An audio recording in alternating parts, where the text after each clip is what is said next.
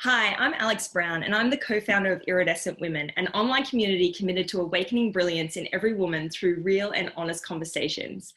As part of our Black History Month series, I have a really special guest with us today, Erin Lashley. Hi, Erin. Hi, Alex.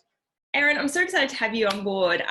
You're this incredible woman who just says yes to so many things. You're a brand strategist for TSG, for a marketing agency. You are a podcast host yourself, and you've actually just started a small business doing people's taxes, which is incredible. So you Yeah. kind of understand this whole like genre of different ideas and worlds, which is really cool. And Erin, I was just saying this to you before, but what I love about you is that you have this amazing drive just to like say yes to things and to accept new challenges. And you've got this attitude that just anything is possible in this world. And I just love that about you. And I often feel so inspired by you because of that.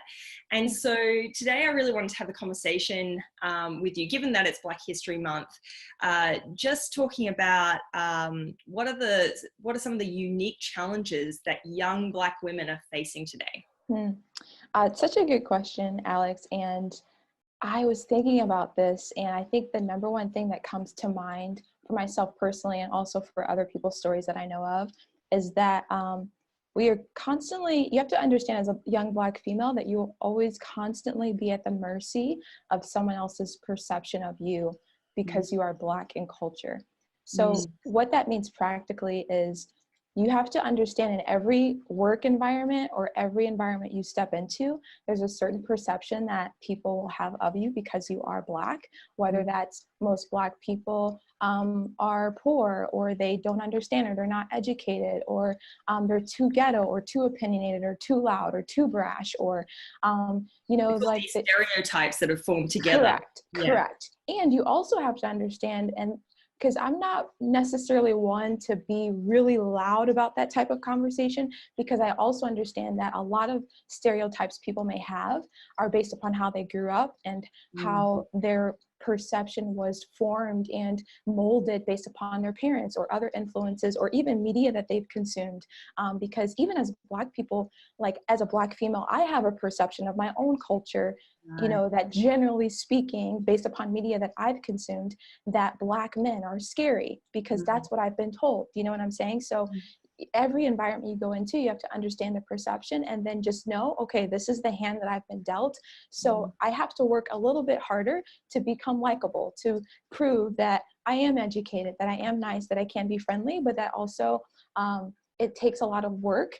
But you can either, like, people understanding that is good to know, but you can take it two ways. You can either be upset about it and not do anything about it, or just say, hey, I was born this way. This is who I am. And so in order to move further in this space, I'm going to have to work extra hard in order to play at that same level that other people are playing at. And so that's probably the biggest challenge. Another thing that I was thinking is you also have to understand that you will constantly have to work to understand other people's perceptions, but very rarely will you be understood the way that you have to understand.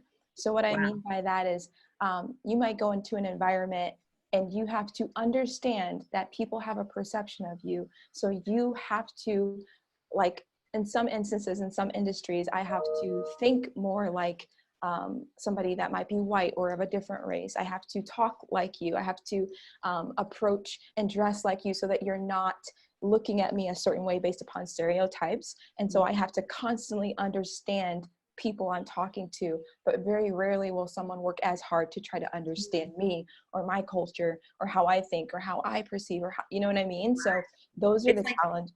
It's like you're constantly meeting everyone where they're at. Correct. And no one is meeting you halfway, which sounds kind of exhausting. It can be really exhausting, but I think, like, we have made a lot of progress in history, although it's still not where it needs to be. It's not what it used to be. You know what I mean? And I am grateful for that, because I could have been born in a much tougher time in the United States as a Black female, but I'm born today, but there's still a lot of work to be done. So I personally feel like I'm responsible and take responsibility to move things forward and push things forward. So how does this kind of perception that other people have play out when you, for example, start a small business? And I feel like too, and I don't want to necessarily play into a stereotype here, but when I think of an accountant or think of tax, I do not think of a young Black female. Yeah. Right. So what barriers are you overcoming there in starting your own business?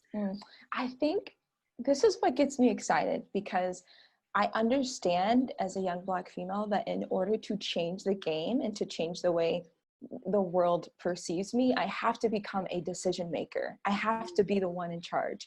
I have to create opportunities for other people that look like me to step in as a decision maker. You know what I mean? Because sometimes even some environments might say, oh, we want to be more diverse, so we'll hire you or do this, or you know what I mean? But it doesn't necessarily mean that those people that are minorities are making decisions. You know what I'm saying? So in that instance, like, I never thought of an accountant as a Black female either, you know what I mean? Or like a tax preparer as a Black female either. So a lot of who we're reaching are people that look like us because they want to support us in that way. But I understand, like, this is the challenge. This is the hand I've been dealt, but I'm just going to keep going and keep building and keep moving. But I have another lawyer friend who is really passionate about this topic as well. And she was just saying, like, in order to make change in America, you have to have more minorities and people in places of power, in decision-making places. So in order for me to step up and do more things that I want to do, I have to start a small business so that I can determine my own future, so that I can create spaces and opportunities for other people that look like me. If I don't, I'll just sit back and just deal with what life is. But if I want to make change, I have to make progress and do things that haven't been done before. That's really powerful, and it's empowering, I think, because it's so easy for us to sit back and sort of go, oh, this is happening to me, or, you know, I wish this would change, but you're literally living out being the change you want to see in the world. And that is so inspiring and so encouraging. And I know the next generation of women, Black women, are going to look up to you and just be really inspired by you. I'm inspired by you. I love you, Erin. I think you're brilliant. So thank you so much for sharing your thoughts. There's just so much insight and wisdom to be had there. So we really appreciate you. And we want to keep the conversation going. So let us know what you think. We want to hear from you, what your stories are, what your experiences are. And don't forget that your voice is powerful. So own your voice, share your story, and keep it real.